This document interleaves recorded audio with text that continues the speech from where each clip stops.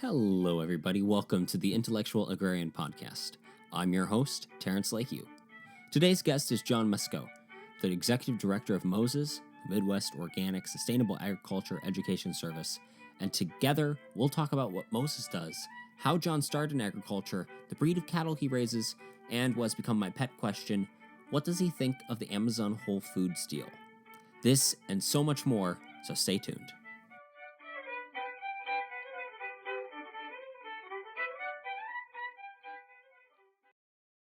John, welcome to the show.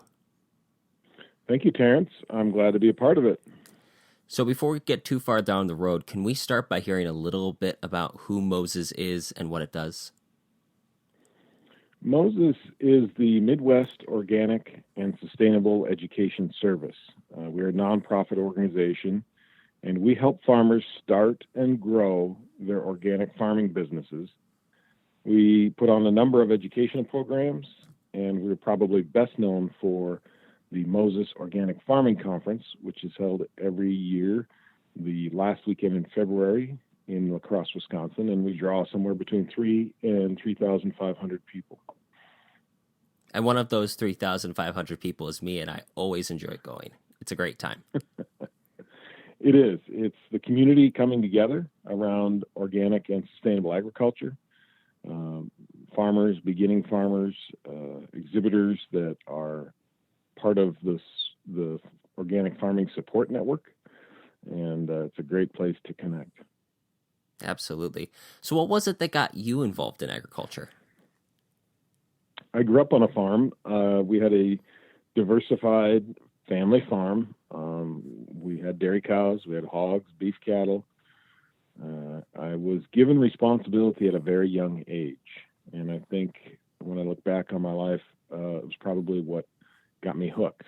I was more than labor on the farm from as early as 8 or 9 years old. I had my own enterprises, raising hogs and selling feeder pigs, and was given a lot of responsibility for managing the farm when my dad was working off the farm. And by the time I was in high school, I was providing all of the labor and a good bit of the management. And for me, that was thrilling and challenging. Absolutely. It's amazing what difference that can make as getting the responsibility at a young age. It's one of the best things about farming, in my opinion. It is. It was what got me hooked. I, however, left the farm in the 80s when I graduated from high school at a time when agriculture was struggling across the board. Not only farms, but the ag jobs in the ag sector were declining as well. So it was a challenging time to want to get into farming, and I didn't. I worked in a number of different ag support roles over the years before we actually started farming. So speaking of one of those ag support roles, you were involved in biotechnology research. What caused your interest to go more into the sustainable route? Well, there were a number of things that came together all at the same time. Probably the biggest factor was that some of the targets of the biotech research were for things that I thought were not very helpful. In fact, they were for some things that I thought would be very harmful to agriculture and to the human race. One in particular, the straw that broke the camel's back, so to speak, was some genetic modifications that were introduced into or that were part of our development process, that were developing an antisperm gene, and that was going to be put into corn, and it was put into corn. And when I learned of that, I didn't feel like I could continue to give my energy and effort into that industry, and so I left. Wow. It's amazing what they do to our food these days. It is. And I think, I don't want to say that there's antisperm genes in our food. I'm trying to say that, but it's pretty clear that the potential for long-term negative effects is there. Wow. And I couldn't give of my time to that. Good transition. Good transition. So before you started with Moses, you were working for the Sustainable Farming Association. What did you do there? I was the executive director as well there. It's an organization that is based primarily in Minnesota, but does work in the neighboring states as well. And it's focused on developing regional chapters of folks that are working towards sustainability and organic farming as well. And so it's a member-based organization, which has as its mission to support through farmer-to-farmer networking the advancement of sustainable agriculture. Awesome. So in your current free time, which probably is rather limited, you still raise beef cattle, right? We do. We have a farm in east central Minnesota where we raise grass-fed beef. We have a small herd of Hereford cattle, and these cattle are, in our opinion, perfectly designed for grass-based, 100% grass-fed beef production. A friend told me at one time when we first got started, he said, they'll get fat in a gravel pit. And I think what he was saying was that they're very efficient and can make the best use of a challenging environment. They are very hardy and healthy, and weather is something that just doesn't bother them. But for us, the main draw to that breed was, at the time, that they're so gentle in their nature. When we started farming, our children were small, and we didn't have any infrastructure at all. We had no fences, no gates, no corrals, nothing like that. So we needed cattle that could be handled easily, and so the Herefords rose to the top of the list. We had different breeds throughout the years as well to supplement our market, but over time we eliminated those and stuck with just Herefords. Mm-hmm. An excellent breed. So what is it you enjoy about farm life? This is kind of a fluff question, but is kind of a real question at the same time. Well, farming is both challenging and rewarding, I think. What I enjoy about it is the entrepreneurial opportunities. So in farming, especially in today's farming world, where if you want to get started in farming or you want to expand your farm operation, it's very challenging to obtain additional acres or even animals or a business model or a marketing operation. It's all very, very challenging. There's a lot of competition, and there are fewer and fewer people who are coming from a history of agriculture. So it's going to go to those who have an entrepreneurial mindset and spirit, and I enjoy that. And it's probably what I enjoy most, but it's also the most difficult. In the old days when I grew up,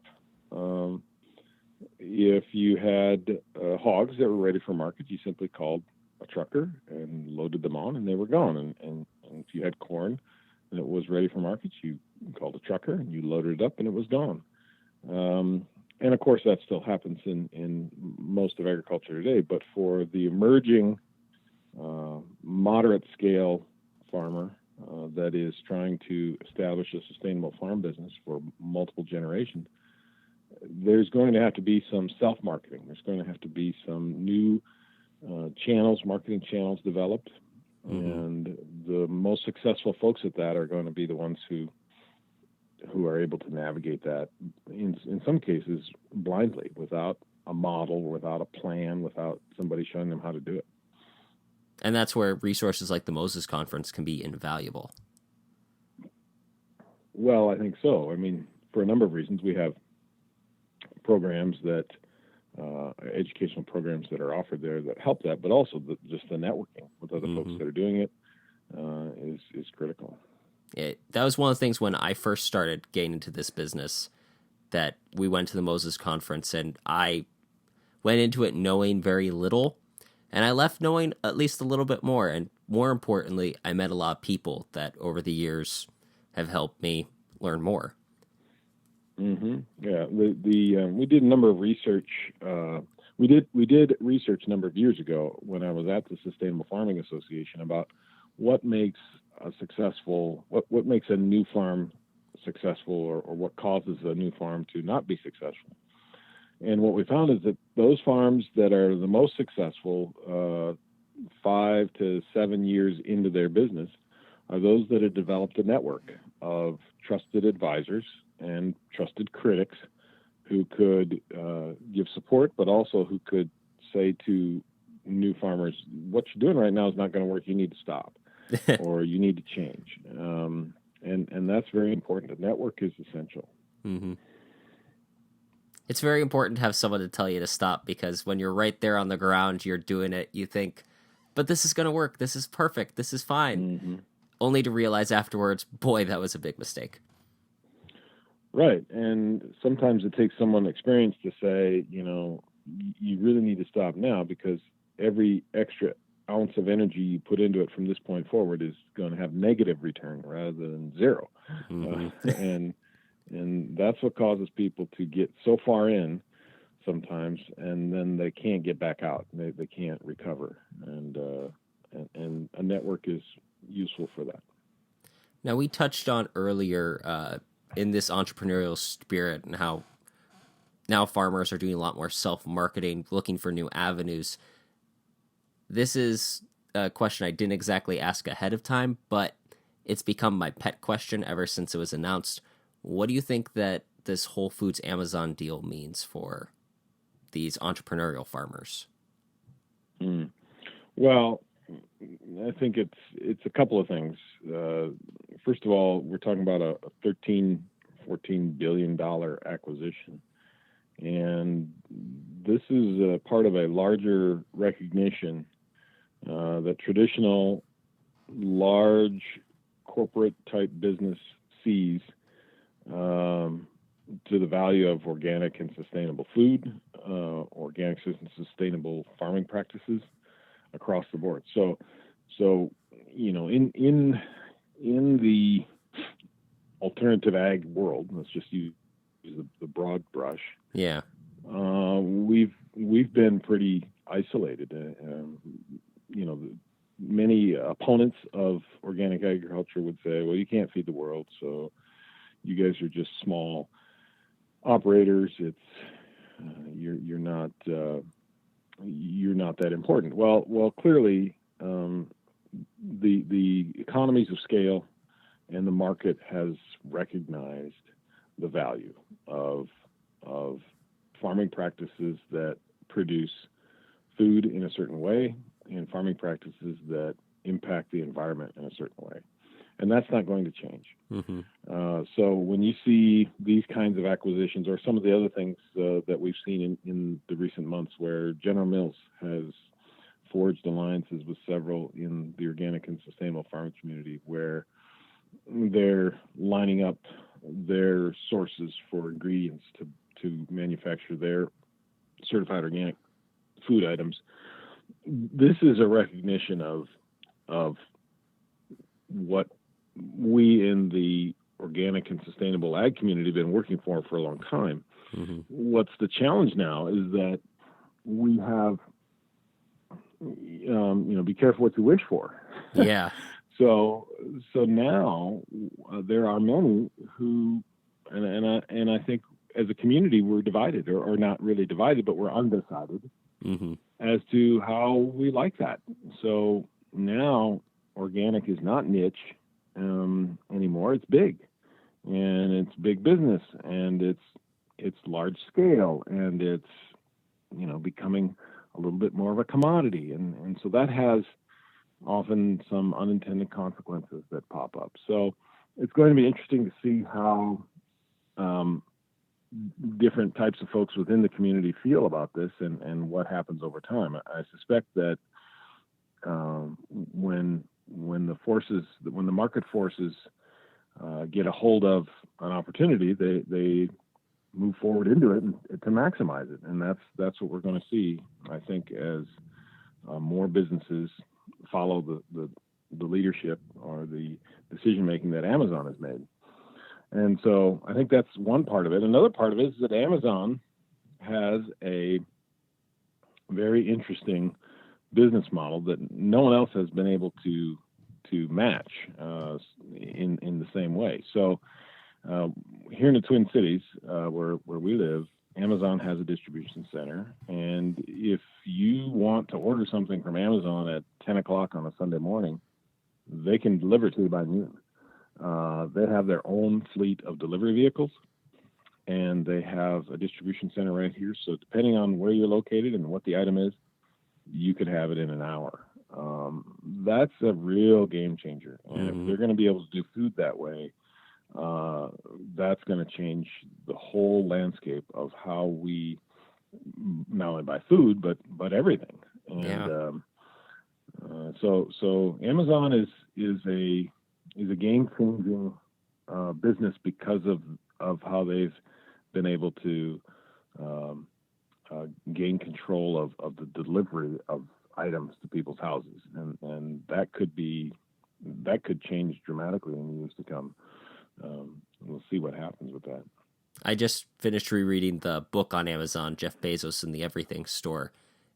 And really, as you say, they mastered the art of delivery. And I think that's going to be what makes this change. I look forward to seeing what happens. As of this recording, we have no details, but I'm just looking forward to seeing what happens.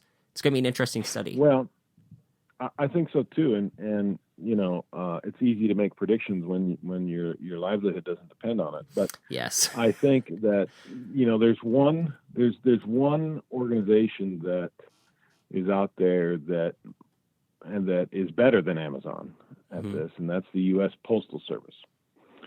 And we always like to make jokes about the post office, and everybody likes to tease. But the reality is that the U.S. Postal Service makes a stop at essentially every single household in the country 6 days a week. I never thought of it that way. And in fact, we in the Twin Cities, we get deliveries on Sundays. And what are they delivering? They're delivering Amazon on Sunday.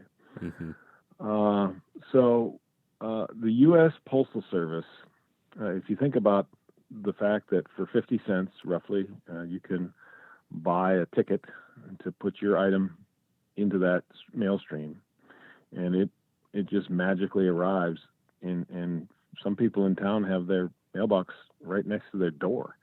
You don't even have to go outside. You just stick your arm out and put the letter in the box, and your recipient does the same thing, and you have this amazing delivery service. And to the degree that the Postal Service desires to leverage that, it could be very interesting to see where this goes, because Amazon is not going to go away. Amazon is going to continue to grow and continue to deliver more and more types of products. Back in the day, it was books, and it didn't take very long before now you can purchase pretty much anything now with Whole Foods. What can you not buy through Amazon? There's very little. And so could Amazon buy the U.S. Postal Service, or its technology, or its ability to do what is really phenomenal, visit everybody's house every day? That would be very dramatic. It would be. And and I don't know. I mean, I don't know that it would happen, but the Postal Service is continuing to lose money, and I think it's a question of how long will they continue to do that? If taxpayers are comfortable on an annual basis subsidizing the Postal Service to continue to do that, then that's fine, I guess. But as the volume of first class mail continues to drop, the Postal Service is going to have to do other things in order to justify its existence. And so there could be something happening in the next 20 years that 20 years ago we never would have imagined. We certainly live in interesting times. That these are the conversations we have. It's great. I love it. So, yeah. In pure speculation, where do you see organic farming going in the next couple of years? Well, I think, organic agriculture is going to continue to grow to meet the demand. And there's not enough supply of organic food to meet the demand. There's not enough supply of organic beef or pork or really any of the foodstuffs that are grown organically. So it's going to continue to grow and scale, and in individual farm sizes are going to grow. We're going to see more and more things being offered as organic. So I think that the desire that the public has to purchase certified organic items, food items, clothing items, items of everyday use that are produced on farms, I think is going to continue to grow. So it's a great time to be farming organically and to be thinking about products that people want to buy organically, because it's not going to stop either. It's going to continue to grow. Do you think there are any significant hurdles that sustainable agriculture is going to face in the next couple of years? Or, well, there are. That's interesting because sustainable agriculture. The word sustainable, everybody is using it now, not just in agriculture, but in every facet of our society. And there is no such thing as something that is completely sustainable. Even a grandfather clock has to be wound once in a while. There's nothing that runs without deteriorating. It's the second law of thermodynamics. I was just about to say that. Someone else knows it. So there's nothing that is 100% sustainable, but we are always moving. We always want to move towards sustainability. And as more and more farmers and others move into sustainable agriculture, those of us that are truly moving towards sustainability will need to be clear about what we're doing and how we're doing it. Because many that call themselves sustainable ag businesses or sustainable farmers are mainly focusing on just one aspect of sustainability, which is financial sustainability. Meaning, well, if I'm in business tomorrow to continue doing what I did today, I must be sustainable. We're in this business, so we farmed last year, we're farming next year, we're sustainable, and that's one piece of it, but it's just one piece of it, and we cannot in sustainable agriculture or any sustainable entity or business within society, we cannot simply rest on that. We have to say, well, okay, great. What is the impact that you're having on the environment? What is the impact you're having on human resources? What is the impact you're having on your neighbors and your community? Is your community thriving? Is your community growing? And in fact, the USDA, in its definition of sustainable agriculture that was laid down in the 1990 Farm Bill, says that sustainable agriculture is a system of production that enhances the natural resources that food production depends on, not just maintains. So sustainable agriculture is not just maintaining, it's making things better. And I think that's very important to keep in mind. So as more and more people call themselves sustainable, those of us who truly are or who really understand it are going to have to continue to be very clear about the distinctions. And the definitions. And that's an interesting way of looking at it. My father, I come from a large family, and my parents have always noticed that, especially in the organic, sustainable movement, while you don't always see it, there are a lot of people having larger families, which is great to see because if you want a farm which is generational to be truly sustainable, you need that second, third, and fourth generation to take it on. Absolutely. Now, thanks so much for being on the show, John. Is there anything that you'd like to share with the audience as we wrap up? Well, I certainly appreciate it, Terrence, and I thank you for your work that you're doing. I thank you for this podcast and for you injecting your voice into the discussion. I think it's really, really important. And I would just invite your listeners to check out our website, mosesorganic.org. You can learn about the different events that we're hosting. We've got a number of field days this summer, and also discussion around the upcoming conference in February. And we'd love to see you again there, as well as some of your listeners. Well, thank you very much again for being on the show. I hope we can have you again sometime. Thank you very much. It'll be my pleasure. Great to have John on the show today. Take a look at the links for Moses in the description below. There you'll find the links for their website, social media, and the Moses Farming Conference.